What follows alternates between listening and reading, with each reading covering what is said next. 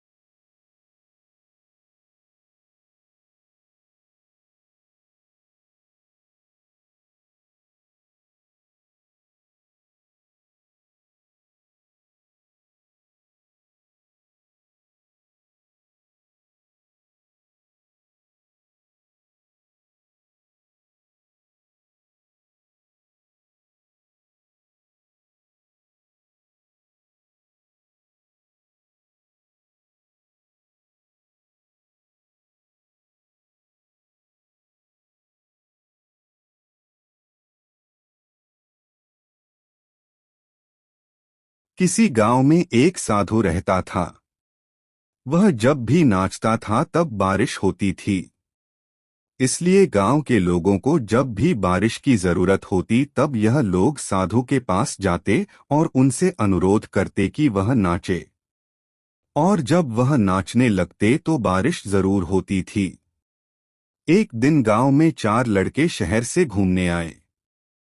जब उन्हें यह बात पता चली कि किसी साधु के नाचने से बारिश होती है तो उन्हें यकीन नहीं हुआ। शहरी पढ़ाई लिखाई के घमंड में उन्होंने गांव वालों को चुनौती दे दी कि अगर हम भी नाचेंगे तो बारिश होगी, और अगर हमारे नाचने से बारिश नहीं हुई तो साधु के नाचने से भी बारिश नहीं होगी। अगले दिन सुबह सुबह गांव वाले उन 4 लड़कों को लेकर साधु के कुटिया के पास पहुंचे। गांव वालों ने साधु को सारी बात बताई। फिर उन लड़कों ने नाचना शुरू किया। पहले लड़के ने नाचना शुरू किया। आधा घंटा बीत गया। फिर पहला लड़का थक कर बैठ गया, पर बादल नहीं दिखे। कुछ देर बाद दूसरे लड़के ने नाचना शुरू किया और 1 घंटे बीतते बीतते वह भी थक कर बैठ गया। बाकी दोनों लड़कों ने भी ऐसा ही किया, पर बारिश नहीं हुई। अब साधु की बारी थी। उसने नाचना शुरू किया। 1 घंटा बीत गया पर बारिश नहीं हुई। साधु फिर भी रुका नहीं, वह नाचता ही रहा। नाचते नाचते 2 घंटे बीत गए पर बारिश नहीं हुई। लेकिन साधु तो रुकने का नाम ही नहीं ले रहा था। धीरे धीरे शाम ढलने लगी कि तभी बादलों की गड़गड़ाहट सुनाई दी और जोरों की बारिश होने लगी। यह देखकर 4 लड़के दंग रह गए और तुरंत साधु से क्षमा मांगी। फिर 4 लड़के ने साधु से पूछा, बाबा भला ऐसा क्यों कि हमारे नाचने से बारिश नहीं हुई और आपके नाचने से बारिश हो गई?